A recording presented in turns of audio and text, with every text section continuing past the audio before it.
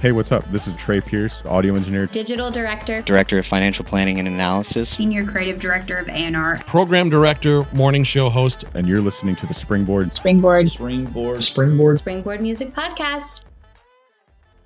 I graduated, thought I was going to get a job at Soundgarden, and due to, certain things, it just didn't line up that I was able to get a job there.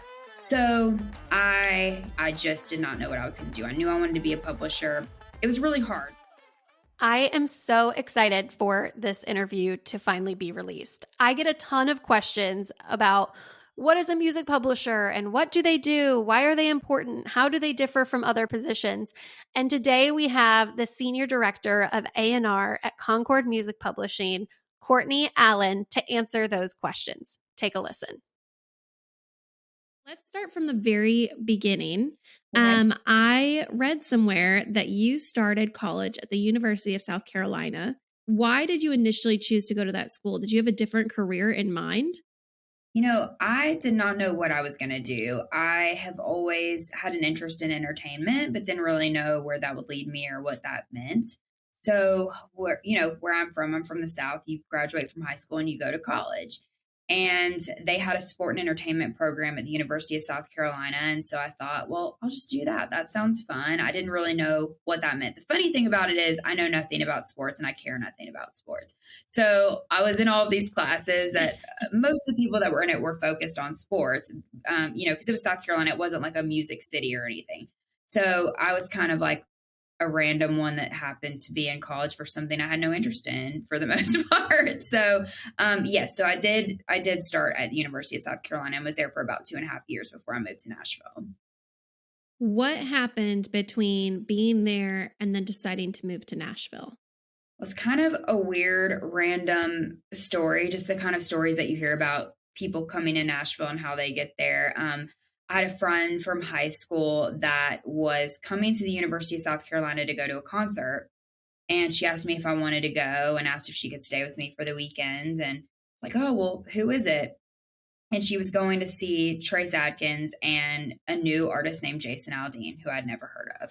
So at the time, this is how long ago it was. I hate to even age myself, but Jason had one song out. He had his first single, Y, out, and he was opening for Trace Adkins. And I'd grown up listening to Brooks and Dunn and Reba, people like Trace, Brooks and Dunn. So I knew who Trace was. I had no idea who Jason was. And I said, yeah, I'll go with you to the show. So we went to the show and we had really bad tickets and we were walking in the bathroom and this guy stops us and goes, hey, where are you girls sitting?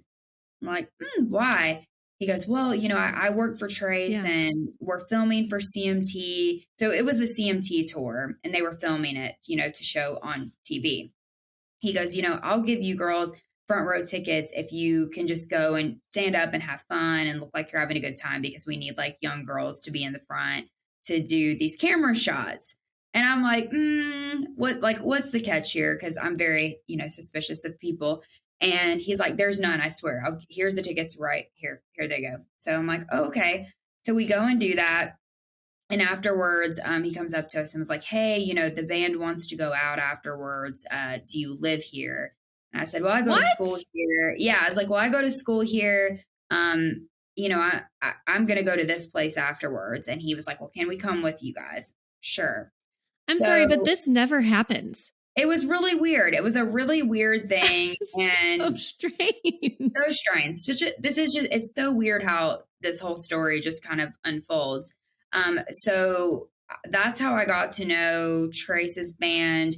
That's how I got to know Jason's band. That's how I got to know Jason. And at the time, of course, Jason could go out. Nobody knew who he was. Nobody knew who any of these people were. So, they went out with us and just got to know them. And they played a lot around South Carolina, where I was from. They played North Carolina, Georgia, places that were pretty close for us. So we kind of stayed in touch with them and would go see them play whenever they were around. Of course, in the meantime, Jason's growing. He has a successful single. And then, he starts opening for Rascal Flatts. So we started going to those shows. And I just remember one time, some of the guys in Jason's band asking me what I was going to school for and what I wanted to do. And I said, well, I'm in school for sport and entertainment, but I don't really care about sports. And they said, well, you'd be really great in the music industry. And I was like, well, that sounds fun. I don't know what that means, though. And they go, you should really come to Nashville. And my parents used to come to Fanfare before it was CMA Fest. So at the fairgrounds, cool. Yeah. So like they would save their money, go to the fairgrounds. It was way different. It wasn't commercialized like it is now. And so you had like really cool fan club parties. Like they went and they got to sing with Faith Hill at her fan club party, and they would give you a CD with the recording when you left. Like, it was like a real experience. That's really neat. Not like it is now where they're like rushing, take your picture. Like if you were in the fan club and you had to join the fan clubs, you could go to their parties, and they were really cool and did cool things like that. So in my head, I'm thinking, oh my gosh, Nashville, cowboy hats and fanny packs. And I had this perception of Nashville that was just not very cool. And I was like, I don't know about coming to Nashville. And at the time I was underage too. So I'm kind of like, what am I going to do when I get there? And they're like, oh, don't worry about that. Like we can get you in places. So we decided to come and visit for New Year's Eve one year. And at the time, Bridgestone Arena was called the Sommet Center. And we went and saw, it was Brooks and Dunn and Trace and Jason were playing. And I knew who Brooks and Dunn was, of course, because I grew up, loving them and thinking they were amazing. And so we went to the show. We had great seats and we're sitting with like Brooks and Dunn's family. And I remember looking at them, and they had, the passes and stuff. And they were talking about going back and seeing them. And I was like, I would like to meet Brooks and Dunn. And they were like, oh, well, do you have a pass? And I said, no. And they were like, well, you have to have one of these to go backstage and meet them. And I was like, okay. And I was like, well, are you going now? And they were like, yeah. So I just followed them, and I followed them backstage, and I met Brooks and Dunn, and I was like, Nashville's great. This is so much fun. Like, I love this. So that was really fun. And then afterwards we went out with them, and they got us into all the places because, they're Nashville locals, and they know, they know all the people at the doors and stuff. So we went to the stage and went to Tin Roof and all those places that you went to when you were, that age and new in Nashville. And I just had the best time. And I just remember thinking, oh my gosh, I love Nashville. I met Blake Shelton that weekend. I met Kelly Pickler. I met all these people. And I was like, I can't believe this. These people are just out walking around, and you can just go up and talk to them, and they're just hanging out. And it's so cool. I would love to come to Nashville. So I went back and talked to my guidance counselor at school and said, I know a lot of people are doing internships in sports, but could I do something in music? She said, well, I don't see why not. That's part of entertainment. I'm sure you can, but you'll just have to figure something out because I don't know how to connect you there. So my whole thing with my program at school is they kind of want you to go outside of Columbia, South Carolina and do things. So you can't take any classes while you're interning. So you have a whole semester where all you do is intern. Oh, wow. That's actually really neat. Yeah, it's really smart because otherwise people just stay and they, maybe they intern with the baseball team or, the local venues or, whatever it is. They don't really go out and see what else is out there. So I said, well, I'd really love to go to Nashville. And she said, well, actually, my husband did go to college in Nashville and maybe he knows someone. So she comes back to me and says, I have this email address of this guy. I don't know anything that he does in Nashville, but my husband says he works in music. So you should just maybe email him. So I email this guy and I'm like, hey, like I go to University of South Carolina. I need an internship. Like, could we meet? And he said, sure. Let me know next time you're in Nashville. So I came to Nashville and met with him. And I was kind of really early on in the intern process. Like it was way before you would normally try to get an internship, but because I would have to move and stuff, I wanted to just kind of get ahead of it. And interns were a little bit different back then. It wasn't as strict as it is now where you really have to get all the paperwork and do all the things. It was just a little bit more laid back. It wasn't as, strict as the rules are now and regulations with interns. But he goes, I haven't met anyone else yet that's asked me for an internship. So if you want one for next semester, sure, like come and intern. And he was at a publishing company, a small publishing company called Song Garden Publishing, which was owned by Byron Gallimore at the time. Byron was producing Tim McGraw and Faith Hill and Sugarland. And I mean, everybody. Byron produced everybody back in the day, and he still produces Tim to this day. Oh my goodness. So I didn't really know what publishing was. I was just like, well, I want to move to Nashville and this sounds fun. I'll take it. So I did. I moved here and started my internship, and was lucky enough to, be there when they signed Brett Eldridge to his first publishing deal. So he was a student at MTSU, so we were about the same age, and so got to know him, become friends with him, and there were 2 other publishing companies in the building we were at, and I got to help with them and get to know them really well. So I just kind of did everything because I didn't know anyone. So I would go out by myself. I would meet people. I would just hang out when I'd see songwriters. I'd talk to them, and I would take, the time to go through the catalog. And back then, you didn't just get on a website and log on through your phone and listen to stuff. Like, I had to burn CDs. So I would literally make playlists on iTunes of all these songs that I liked. And then I would burn them on CDs. And then I would put them in my car, and I would just listen to these songs and listen to these songs. And I'm like, oh my God, who is this singing? Who are these writers? This song would be amazing for this person. This song would be amazing for this person. And I just fell in love with publishing and songwriters. And I was like, this is it. This is what I want to do. I want to be a publisher.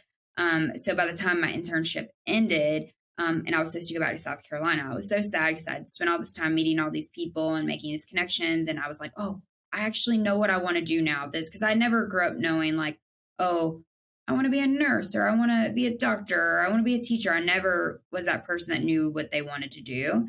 So I was like, oh my God, finally, this is it. I know this is what I'm supposed to do. So my boss at the time talked to my parents and said, you need to come to Nashville. Let me talk to you guys. Because he's like, there's no way you can move back to South Carolina now. You're building something so special here. You're meant to be here. You have to stay. We got to figure out how to keep you here. So I ended up getting in-state tuition and transferring to Middle Tennessee State. So I just ended up being here. That's huge. And continued interning for free for like 2 years. And during that time, Songgarden Publishing turned into a management company to manage Brett.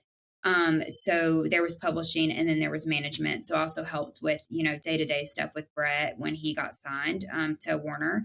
And so it was really cool because I kind of got experience doing a lot of different stuff. And I would go to school Tuesdays and Thursdays from sun up to sundown. And then the rest of the days I would be in town interning and going out and meeting people and going to everything. And when you're that young, you can stay out all night and get up in the morning and not feel it. And so I just did everything. I wish to be back in my old body so badly. I look back now and I'm like, how in the world did I do that? I would be out till 3 a.m.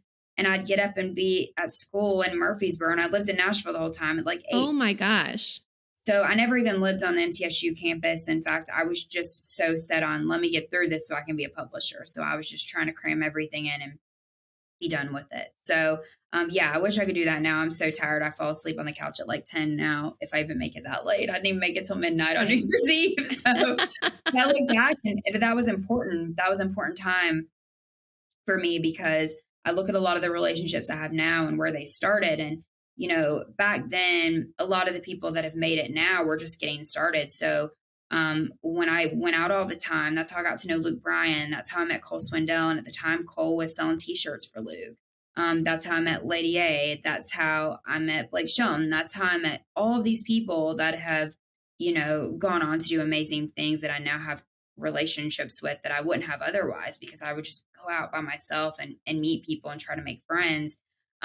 I don't know that I could do that now. I still go out all the time and do stuff, but man, those were really pivotal years for me to just kind of fearlessly go out and meet people because I had no friends and I had nothing going on. So I just had to meet people and I had to figure out what people were doing and how they got their jobs. And, even like songwriters like Dallas Davidson and Rhett Akins, like I got to know those guys really early on and, they had a little bit of success, but nothing like it is now. So it's just interesting just to see, relationships are so important and how far back they go. And just to see where everybody kind of lands as time goes by. What do you think were a couple of the most important things you did during that time? Because I'm hearing a few of them. I mean, networking. I think networking. It is so relationship built and based here. And that's one thing that's never changed. There's so many things that have changed since then. I'm 36 now. I was 21 when I officially moved here. And so many of those relationships are still in place for me. And, you know, I think just talking to everybody, it didn't matter who they were, because you just don't know. I mean, you're in a situation where your intern could be your boss one day.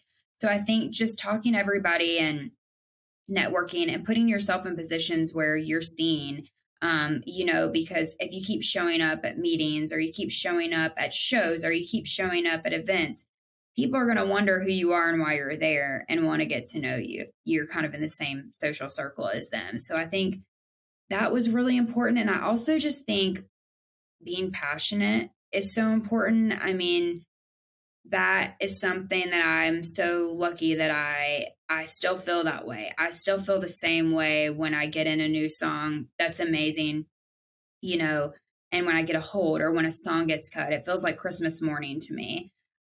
I've never lost that. And I look at the people that I really look up to in the industry, like people like Rusty Gaston, who are so passionate. And it's like, he's been doing this forever, and he is as high up as you can be, you know, at Sony Publishing. And yet he still pitches songs. He still goes to shows. He's still just as excited when he hears a new song that he thinks is a hit, you know, as he was when he first got started. And I just think that's so admirable. And like, I always want to be that way. So I think just being passionate is so important, because it just goes a long way. And songwriters need that. Songwriters need people that are passionate about them and that can really get them over the rough patches of years, because there are so many ups and downs when you're a songwriter, and not every day is bright and shiny. And you need those people that have your back and are going to remind you that you're great, and that, you know, that they're passionate about you and care about you. And I think it's such an important skill, and it's such an important thing that you have to keep in mind. Those people need you, and they need that energy. So I think that's something really important that I learned early on, because you can see the different dynamics with songwriters based on the people that they work with and the attention that they get, and the support that they get, and how far they go, and what they do. Because it's not all just talent. A lot of it is, you know, hard work and having someone wave the flag for you and always throwing your name in for opportunities. So I feel like that was something that I learned really early on, just watching the publishers that I worked for and just seeing how they always strategically put their people in and gave them great opportunities and just really believed in them, especially when they didn't believe in themselves. A lot of people hear the term publishing or publisher, but I think it's not easily defined. It's kind of just understood in the industry that everybody knows what that is, and you just got to catch on to it. Yeah. For the benefit of the listener, can you define what a publisher is?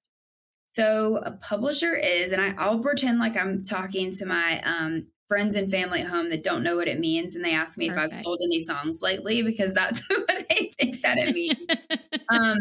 So basically, I always describe a publisher to people that maybe just don't know. We're kind of like a manager for songwriters. So we manage their day-to-day activities. We are out scouting talent. So we're signing writers to exclusive writing deals. So that means whatever they write during their contract period, you know, we have ownership in. So that means our job is to exploit those songs, whether that be if they're an artist, try to help them get a record deal so they're recording their own songs, or if they're a songwriter, helping them get cuts, which means getting songs recorded by other artists on their projects, and also setting up their calendars so they co-write, which means they write with other writers. And so it's our job to kind of figure out who they would be a good fit for, figuring out what their skill set is. So if they're a great lyricist, but they need someone that's really musical, making sure that we're putting someone with them that can, you know, do that for them. So it's like kind of a puzzle, trying to put the puzzle pieces together so you get the best shot at having a great song.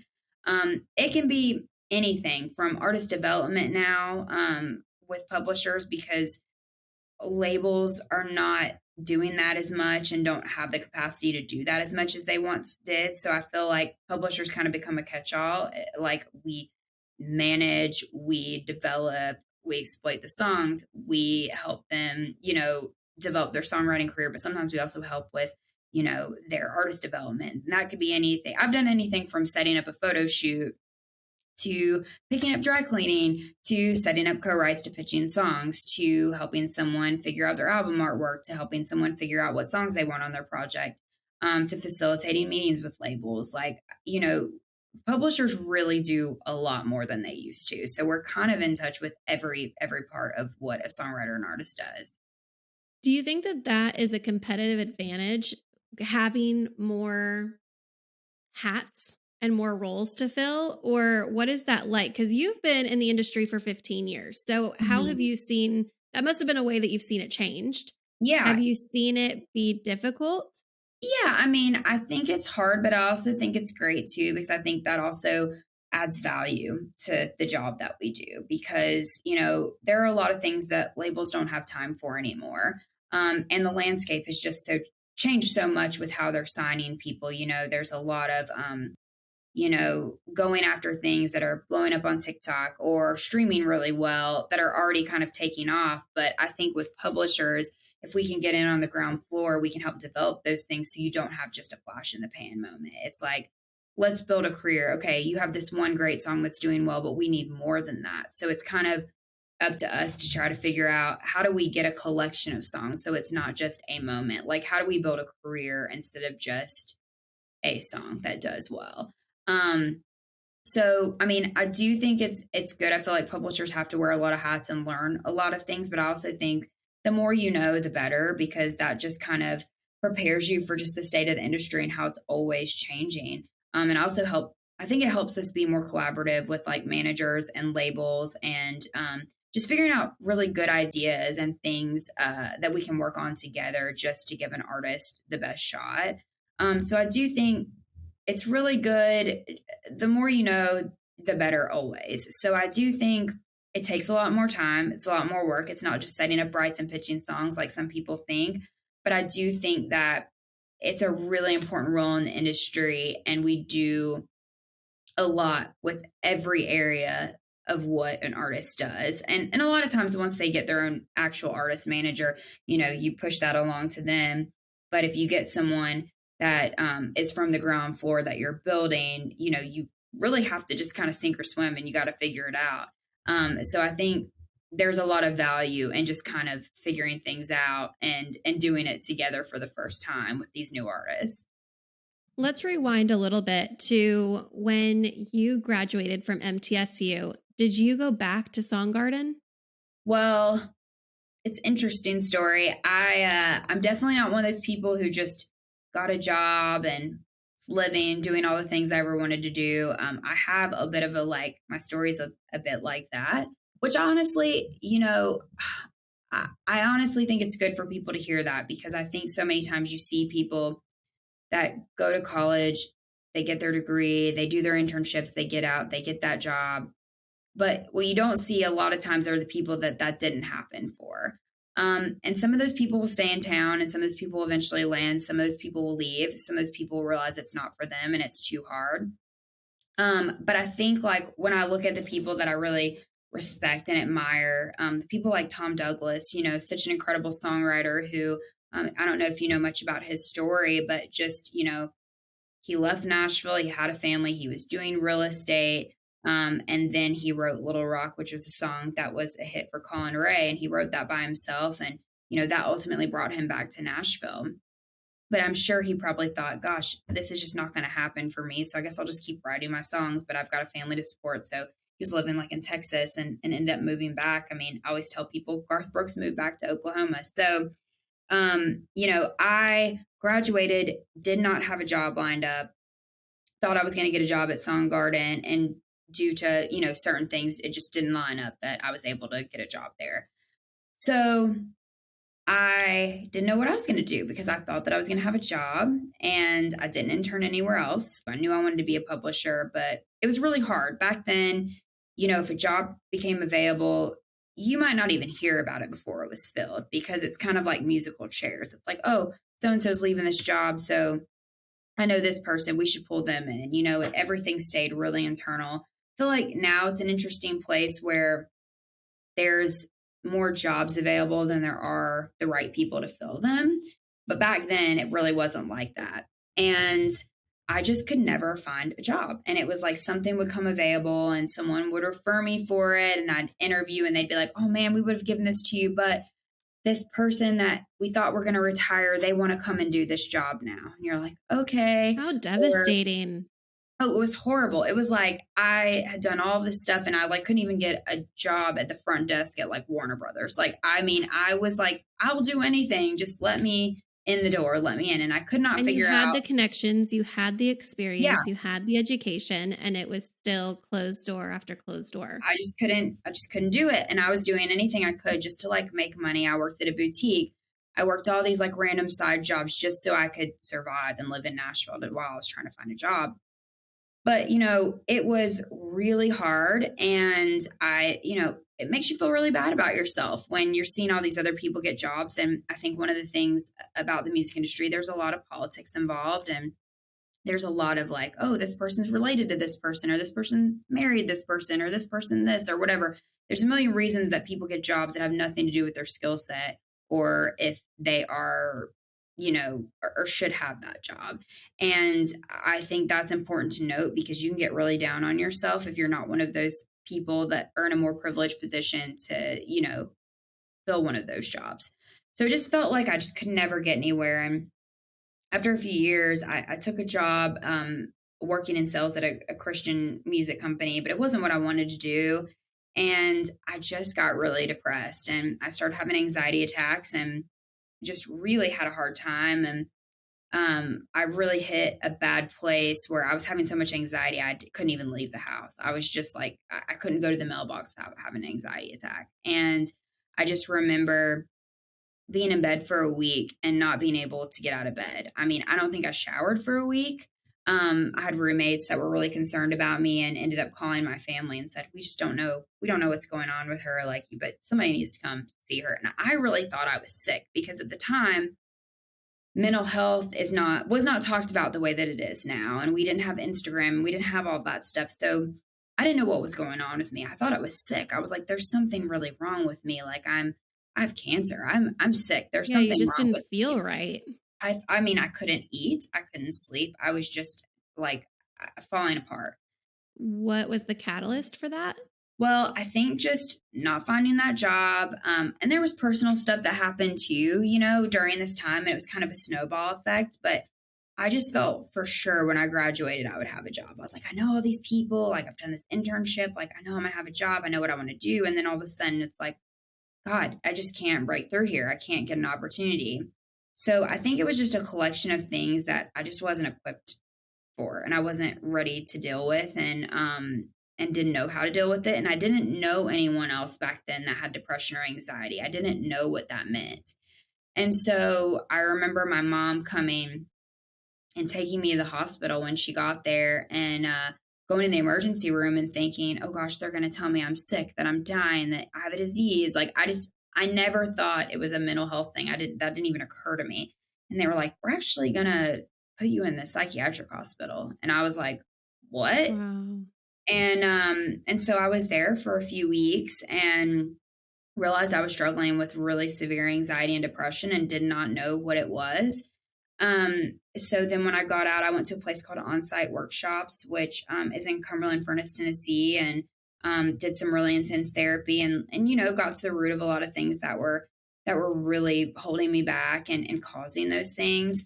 And I got out and I thought, okay, I feel better. I didn't feel myself completely, but I felt better. And, I think just going back to the grind of things and trying to find that job and things still not working out, I was just like, I can't be here anymore. I can't put myself through this anymore. Maybe this is just not God's plan for my life.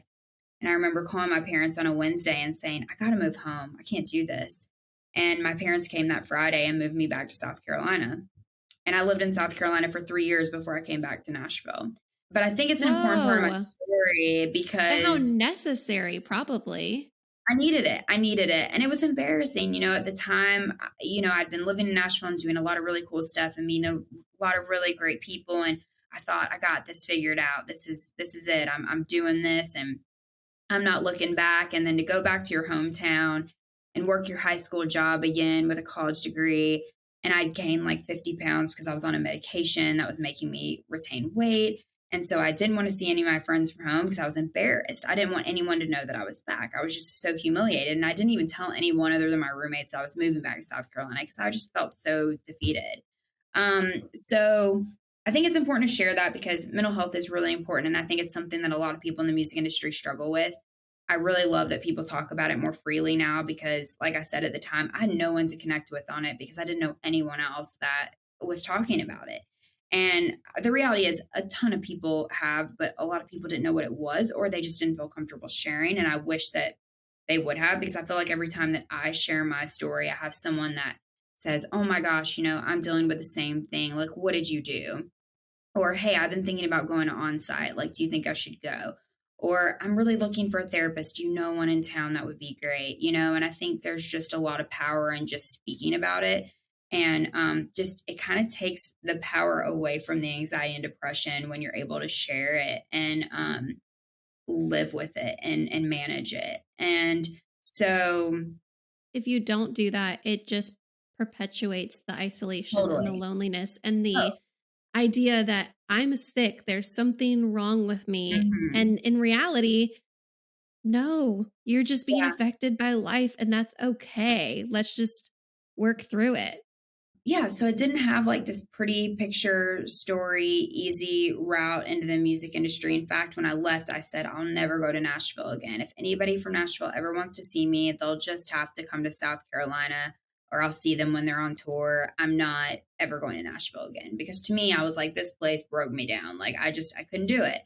And I didn't know what I was going to do because I had no backup plan. I didn't know what I was going to do. So I did move back home for 3 years before I came back here. So I think it's important to share that with people because, sometimes you need a break and sometimes you just got to take care of yourself. But Nashville will always be here, or New York City or LA or wherever it is that you want to go. It'll always be there. And your dreams don't have an expiration date. So you can always come back and take care of those things, but you can't always take care of yourself. You've got to do that first. So I think that's really important. Thanks for listening to the Springboard Music Podcast. If there's something that resonated with you in this episode, or an episode that you would like for us to create in the future, please do not hesitate to reach out to us at Springboard Music on Instagram.